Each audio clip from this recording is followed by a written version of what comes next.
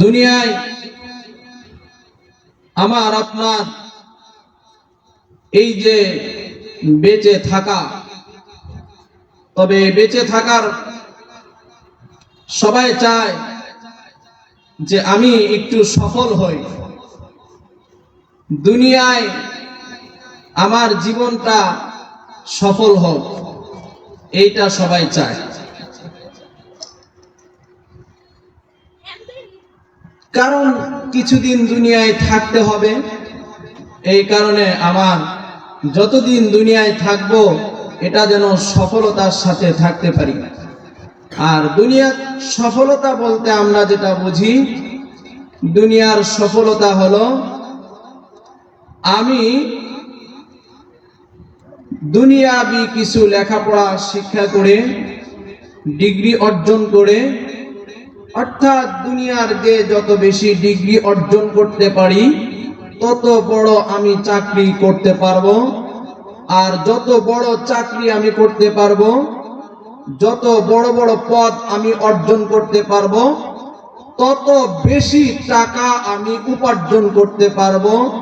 আমার ভিআইপি বাড়ি হবে, এয়ার কন্ডিশন বাড়ি হবে, এসি গাড়ি হবে, লক্ষ কোটি টাকার দামের আমার গাড়ি থাকবে, ভালো খাবার আমি খেতে পারবো, ভালো পোশাক পরিধান করতে পারবো, ভালোভাবে মানুষের মধ্যে চলাচল করতে পারবো। মোট কথা সকলেই আমাকে সম্মান করবে, শ্রদ্ধা করবে। আমি এলাকার মধ্যে সবচেয়ে একজন প্রভাবশালী ব্যক্তি হিসাবে চিনবে, তাইলেই আমি হব সফল। এটাই আমরা মনে করি। তবে আল্লাহ তাআলা বলেন এইটা সফলতা নয়।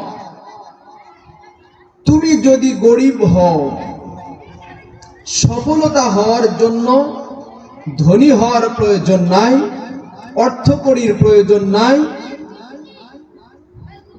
সাদা ফর্সা ধবধবে চেহারার অধিকারী হওয়ার দরকার নাই, উঁচা লম্বা লোক হওয়ার দরকার নাই। শুধুমাত্র কেবলমাত্র তুমি যদি গরিব হও, কালো হও, বেটেও হও, তুতাও হও, এতে তোমার সফলতার কাছে এসে বাধা হবে না।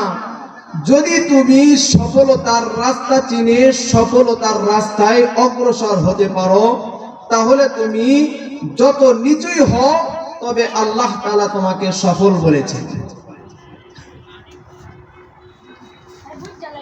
সবচেয়ে উত্তম ব্যক্তিকে, আমি উত্তম হওয়ার জন্য এত কিছু করি, তো উত্তম হওয়ার জন্য আমার শর্ত হলো আমার নবীজি কি বলেছেন। প্রিয় নবী সাল্লাল্লাহু আলাইহি ওয়াসাল্লাম বলে গেছেন,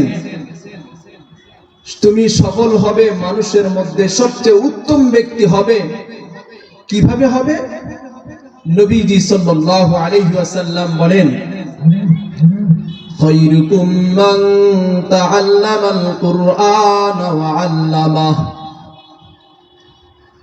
খায়রুকুম মান তাআল্লামাল কুরআন ওয়া আল্লামাহু। নবীজি সাল্লাল্লাহু আলাইহি ওয়াসাল্লাম বলেন, ও বান্দা, ও উম্মতেরা শোনো, তোমরা তো দুনিয়াতে সবচাইতে উত্তম ব্যক্তি হওয়ার জন্য পাগল পারা।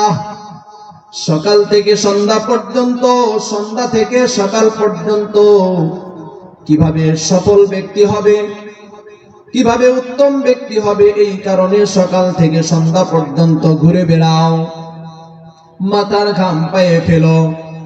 তবে উত্তম ব্যক্তি কারা? শোনো শোনো, নবীজি বলেন সফল হলো ওই ব্যক্তি, দোস্ত, খায়রুকুম মান তাআল্লামাল কুরআন, খায়রুকুম মান তাআল্লামাল কুরআন ওয়া আল্লামাহু।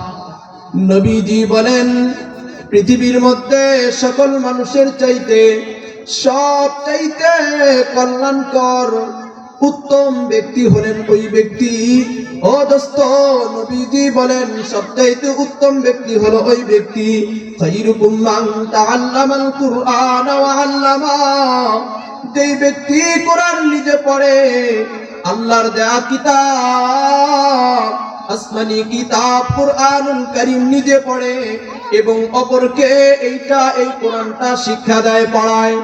নবীজি বলেন সবচাইতে উত্তম ব্যক্তি সেই যেই ব্যক্তি নিজে কোরআন পড়ে এবং অপরকে শিক্ষা দেয়, উনি হলেন সবচাইতে কল্যাণকর এবং সবচাইতে দুনিয়ার মধ্যে উত্তম ব্যক্তি। সুবহানাল্লাহ। নবীজি হলেন আমাদের আদর্শ। আমরা কার আদর্শ গ্রহণ করব, কার কথা মানব? আমরা মুসলিম যারা, আমরা একমাত্র দুনিয়ার বুকে সবচাইতে বিশ্বাস করি, মানি একমাত্র নবীজি সাল্লাল্লাহু আলাইহি ওয়াসাল্লামকে। আর যখন আমি নবীজি সাল্লাল্লাহু আলাইহি ওয়াসাল্লামকে মানি, নবীজি বলেন তুমি সফল কাম হতে চাও, কল্যাণকর ব্যক্তি হতে চাও, উত্তম ব্যক্তি হতে চাও, তাহলে তুমি দুনিয়ার বাড়ি গাড়ি ইন্ডাস্ট্রিজের মালিক হওয়ার জন্য পাগল হওয়ার দরকার নাই। তুমি সব কিছু লাথি মারো, তুমি একটা ঝুপড়িতে থাকো, তুমি কালো হও, তুমি গরিব হও, এতে কোনো সমস্যা নাই। তুমি যদি কোরআন নিজে শেখো, তুমি যদি কোরআন অপরকে শিখাও, নবীজি বলেন খায়রুকুম মান তাআল্লামাল কুরআন ওয়া আল্লামা, তুমি নিজে যদি কোরআন পড়ো আর যদি তুমি কোরআন মানুষকে পড়াও, তুমি হলা দুনিয়ার মধ্যে সবচাইতে উত্তম ব্যক্তি। সুবহানাল্লাহ। আজকে আমি সফল হওয়ার জন্য, আজকে আমি উত্তম আর কল্যাণকামী হওয়ার জন্য, আমি উত্তম ব্যক্তি হওয়ার জন্য ঘুরি রাস্তায় রাস্তায় সকাল থেকে সন্ধ্যা পর্যন্ত, আর সন্ধ্যা থেকে সকাল পর্যন্ত। নবীজি বলেন না না না, তোমার ঘুরতে হবে না, কারণ আমরা নবীজির কথা যদি শুনি তাহলে কোরআন যারা শেখে এবং কোরআন যারা শিখায় সেই হলো উত্তম ব্যক্তি। পৃথিবীর মধ্যে সবচাইতে উত্তম ব্যক্তি, সবচাইতে উত্তম ব্যক্তি, এর চাইতে উত্তম ব্যক্তি হতে পারে না কোন বাড়িওয়ালা, কোন গাড়িওয়ালা, কোন কোটিপতি, কোন গুলশানে বিশাল বড় ভবন আছে কিন্তু কোরআন জানে না, উত্তরায় বাড়ি আছে কিন্তু কোরআন জানে না, আর দেশের বাইরে আমেরিকায় বাড়ি আছে কিন্তু কোরআন জানে না, উনি সফল না। যদি আমেরিকায় বাড়ি থাকে আর গাড়ি থাকে কিন্তু কোরআন জানে না, লন্ডনে বাড়ি থাকে আর গাড়ি থাকে কিন্তু কোরআন বোঝে না, কোরআন জানে না। আল্লাহর নবীর আদর্শ, আল্লাহর রাসূলের কথা, স্পষ্ট কথা যে দুনিয়ার যত দেশের মধ্যে হোক, গুলশানে বাড়ি হোক আর লন্ডনে বাড়ি হোক, আমেরিকায় বাড়ি হোক, মালয়েশিয়াতে বাড়ি হোক, কানাডায় বাড়ি হোক, কোটি কোটি টাকার মালিক হও, কিন্তু তুমি কোরআন জানো না, কোরআন বোঝো না। নবীজি বলেন তুমি উত্তম ব্যক্তি না, উত্তম ব্যক্তি হলেন ওই ব্যক্তি যে সে ফুলে ঘরে থাকে, চেহারা কালো, কুৎসিত এবং তার তোতলা, অন্ধ, এরপরে সে কোরআন জানে, কোরআন বোঝে। নবীজি বলেন তোমার কানাডায় বাড়ি হয়ে লাভ নেই, তোমার আমেরিকায় বাড়ি হয়ে লাভ নেই, তোমার গাড়ি হয়ে লাভ নেই, লাভ হলো তুমি কোরআন জানো। যদিও তুমি গরিব অসহায়, যদিও তুমি কালো কুৎসিত, যদিও তুমি হাবশার গোলাম, তারপরেও তুমি এমন ব্যক্তি হয়ে যাবে যে তুমি কোরআন মানছো, কোরআন বুঝেছো। তুমি নবীজির ভাষায় হলেন পৃথিবীর মধ্যে সবচাইতে তুমি হলে উত্তম ব্যক্তি। ও দোস্ত, নবীজি বলেন খায়রুকুম মান তাআল্লামাল কুরআন ওয়া আল্লামা। এই জন্যই তো মাদ্রাসা যারা পড়ালেখা করে, যারা কোরআনুল কারীম নিয়ে গবেষণা করে, এই যে রাত্রি, শীতের রাত, কুয়াশা, এর মধ্যেও কুয়াশার মধ্যেও ঠান্ডা পানি দিয়ে ওযু করে শেষ রাতে ছোট ছোট বাচ্চারা রাত্রে গভীর রাতে ঠান্ডা পানি দিয়ে ওযু করে কোরআন শেখার জন্য প্রস্তুত হয়। জানে তারা কোরআন যদি আমি পড়ি, কোরআন যদি আমি পড়াই, আমি হব দুনিয়ার মধ্যে সবচাইতে উত্তম ব্যক্তি। এই কারণে তারা শীতের রাত্রে ঠান্ডা পানি দিয়ে ওযু করে নিজের এটাও জানে যে আমি যদি মাদ্রাসায় পড়ি আমার ভালো বাড়ি হবে না, ভালো গাড়ি হবে না, ভালো খাবারের টেনশন করব না। এই জন্যই তো আমরা যখন মাদ্রাসায় পড়েছি, আমার শ্রদ্ধেয় ওস্তাদ মুফতি ইনআমুল হক শরীফ সাহেব, আমার প্রিয় ব্যক্তি, আমার সিরে তাজ আসাদ, আমার ওস্তাদ, নিজের পিতার মতো এত মহব্বত করেন সর্বদা। ওই ওস্তাদ আমাকে বলেন, আমাদেরকে সকলকে বসায় একদিন বলেছেন, শোনো শোনো, তোমার বাড়ি করার টেনশন নাই, গাড়ি করার টেনশন নাই, কারণ যারা ইলমে দ্বীন শিক্ষা করে তাদের বাড়ি আর তাদের গাড়ি, তাদের জন্য সুসংবাদ রয়েছে, তাদের জন্য সুন্দর গাড়ি আর সুন্দর বাড়ি আর সুন্দর নারী আল্লাহ পাক জান্নাতে রেখে দিয়েছেন। সুবহানাল্লাহ। এই জন্য আমাদেরকে ওই দিনই একটা সবক শিখাইয়া দিয়েছেন, वतन से हम क्या करूंगा, वतन से हम क्या करूंगा, मदरसा है वतन अपना, वतन से हम क्या करूंगा, मदरसा है वतन अपना, मरूंगा है किताबों पर, मरूंगा हम किताबों पर, और होगा कफन अपना, और होगा कफन अपना। अल्लाहु अकबर।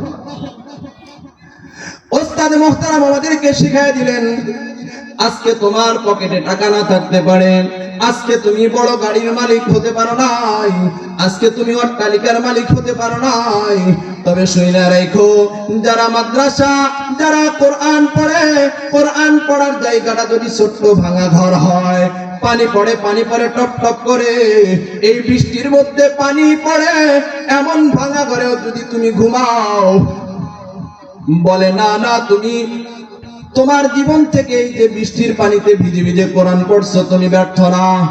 আর যে অট্টালিকায় বসে বসে এসির বাতাস খায়, কোরআন শেখে না, বলে ওই এসি বাতাস খাওয়ার চাইতে তুমি এই ভাঙা মাদ্রাসার এই ভাঙা ঘরের ভিতরে আসমান থেকে পানি পড়ে বৃষ্টিতে ভিজে ভিজে তুমি যে কোরআন শেখো, তুমি হলে কামিয়াব। হযরত বিলাল রাদিয়াল্লাহু তাআলা আনহু তেমন কোন আর্থিক তেমন কোন প্রভাবশালী ছিলেন না, অর্থ তেমন বেশি ছিল না। ও দোস্ত ভালো করে শুনেন, খুব সংক্ষিপ্ত আকারে বলে যায়। মুহতারাম হাজিরিন, এই গৌহারদি বাদশাবাড়ি ২৫০০ নারায়ণগঞ্জবাসী ভালো করে বুঝতে রাখেন, কোরআনের সাথে যদি আমি সম্পর্ক রাখতে পারি আমি দামি হতে পারবো। কারণ কোরআন পড়ানো হয় কার জন্য? লা ইলাহা ইল্লাল্লাহ, এই কথা শেখার জন্য। কোরআন পড়া হয় এক আল্লাহকে চেনার জন্য, এক আল্লাহর গোলামি করার জন্য। মানুষকে আল্লাহ বানাইছেন, মা খালাকতুল জিন্না ওয়াল ইনসা ইল্লা লিয়াবুদুন, মা খালাকতুল জিন্না ওয়াল ইনসা ইল্লা লিয়াবুদুন। মানুষকে আল্লাহ বানাইছেন, আল্লাহ জানিয়ে দিয়েছেন যে মানুষকে বানাইছি এই জন্য যে মানুষ একমাত্র আল্লাহর ইবাদত করবে, আল্লাহর গোলামি করবে। আর আল্লাহর গোলামি কখন করবে? যখন আল্লাহর গোলাম হওয়ার জন্য সে প্রস্তুত হবে। আর আল্লাহর গোলাম হওয়ার জন্য প্রস্তুত কখন হবে? যখন সে জানবে আমার মালিক, আসমানের মালিক, জমিনের মালিক হলেন আল্লাহ, আর আমাকে আমার বাড়ি আর গাড়ি সাজায় রাখছেন আমার জন্য জান্নাতের ভিতরে। তখন ওই এক আল্লাহর গোলামি করার জন্য দুনিয়ার বাড়ি দুনিয়ার গাড়িকে লাথি মেরে সে একমাত্র কোরআনের পাগল হয়ে যাবে। কারণ কোরআনের মধ্যে আছে আল্লাহ এক। এই কথা শেখার জন্য কোরআন, নবীজিকে বিশ্বাস করা, যত আম্বিয়া কেরাম এসেছে এই কথা বিশ্বাস করা, এই কথা এসেছে কোরআনে। নামাজ পড়তে হবে এসেছে কোরআনে, হজ করতে হবে এসেছে কোরআনে, যাকাত দিতে হবে এসেছে কোরআনে, পুরা লাইফ কিভাবে সাজাবো এসেছে কোরআনে। ও দোস্ত, এই জন্য কোরআন শেখার জন্য যখন সে মালিককে চিনবে তখন সে কোরআন পড়ার জন্য পাগল হয়ে যাবে। কারণ আম্বিয়া কেরাম এসেছেন এই কথাই মানুষকে শিক্ষা দেওয়ার জন্য। লা ইলাহা ইল্লাল্লাহ, সবাই বলেন লা ইলাহা ইল্লাল্লাহ।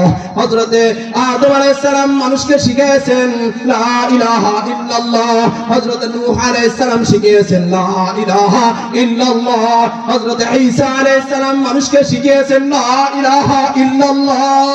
হযরতে মুসা কালিমুল্লাহ মানুষকে শিখিয়েছেন লা ইলাহা ইল্লাল্লাহ। হযরতে ইব্রাহিম আলাইহিস সালাম মানুষকে শিখিয়েছেন লা ইলাহা ইল্লাল্লাহ। হযরতে মুহাম্মদুর রাসূলুল্লাহ সাল্লাল্লাহু আলাইহি ওয়াসাল্লাম মানুষকে শিখিয়েছেন লা ইলাহা ইল্লাল্লাহ। হযরতে ওমর ফারুক রাদিয়াল্লাহু তাআলা আনহু মানুষকে শিখিয়েছেন লা ইলাহা ইল্লাল্লাহ। হযরতে আবু বকর সিদ্দিক রাদিয়াল্লাহু তাআলা আনহু শিখিয়েছেন লা ইলাহা ইল্লাল্লাহ। হযরতে ওসমান রাদিয়াল্লাহু তাআলা আনহু মানুষকে শিখিয়েছেন লা ইলাহা ইল্লাল্লাহ।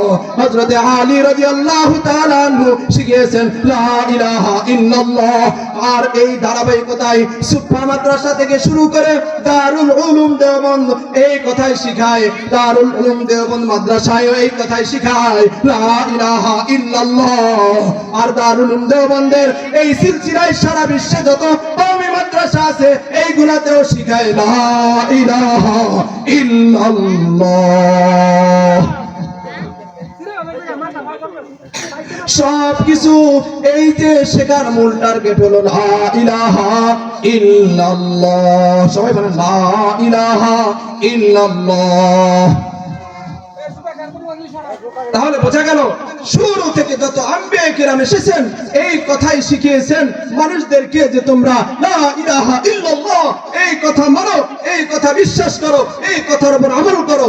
আর আখির জামানার পয়গম্বর হযরত মুহাম্মদুর রাসূলুল্লাহ সাল্লাল্লাহু আলাইহি ওয়াসাল্লাম আমাদেরকে এটাই শিখিয়েছেন।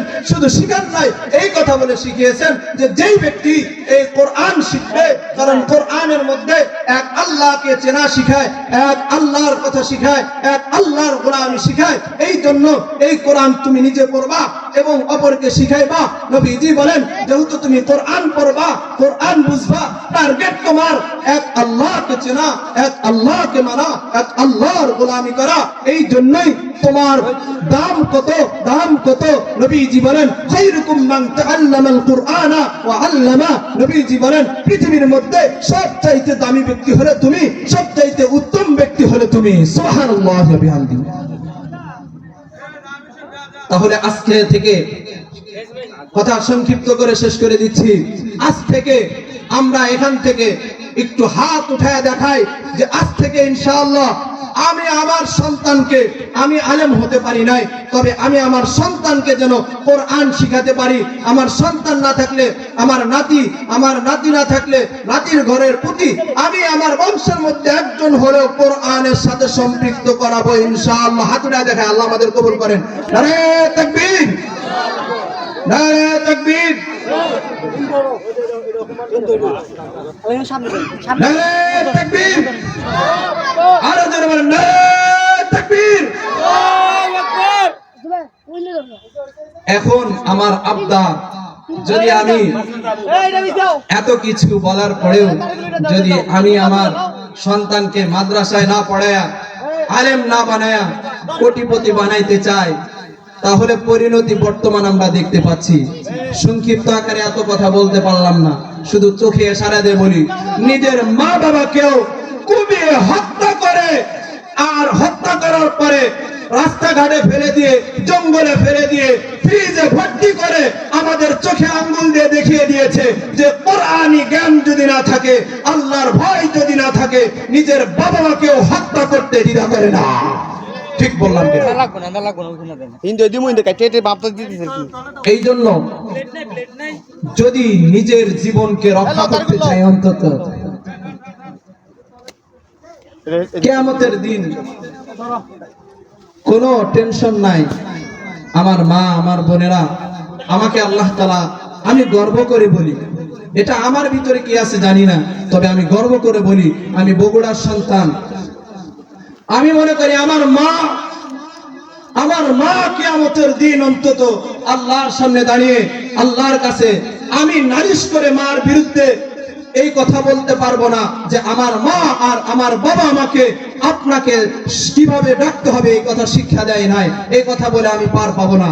কারণ আমার মা আমার বাবা নিজে না খেয়ে নিজের ওষুধের টাকা পর্যন্ত অনেক সময় আমাকে দিয়েছে যে বাবা তুমি কোরআন পড়ো, আর ভালো কাপড় না পরে আমার জন্য মাদ্রাসায় টাকা পাঠিয়েছেন একটাই শর্ত যে আমি যেন মা আর বাবার একটাই আশা কিয়ামতের দিন যেন আমি আলেমের মা আলেমের বাবা হয়ে হাসরের মাঠে আল্লাহর সামনে দাঁড়াতে পারি, এই আশা নিয়ে। কারণ মানুষ যেন মারা যাওয়ার পরে অন্তত আমার ছেলে যেন জানাজাটা আমার করতে পারে, এই আশা নিয়ে, এই বুক ভরা আশা নিয়ে আমার মা আমার বাবা আমাকে মাদ্রাসায় দিয়েছিল।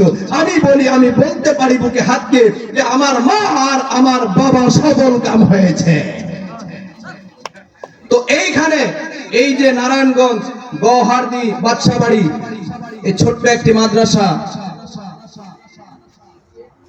নিবু নিবু করছে, তো আমরা এখান থেকে ওয়াদাবদ্ধ হয়ে যাই যে আমার এই সন্তানকে এই মাদ্রাসায় ভর্তি করে দেব, অথবা আমার কোন পরিবারের কোন লোককে মাদ্রাসায় ভর্তি করে দেব, এবং এই কথা এখান থেকে শিখিয়ে দেয় যে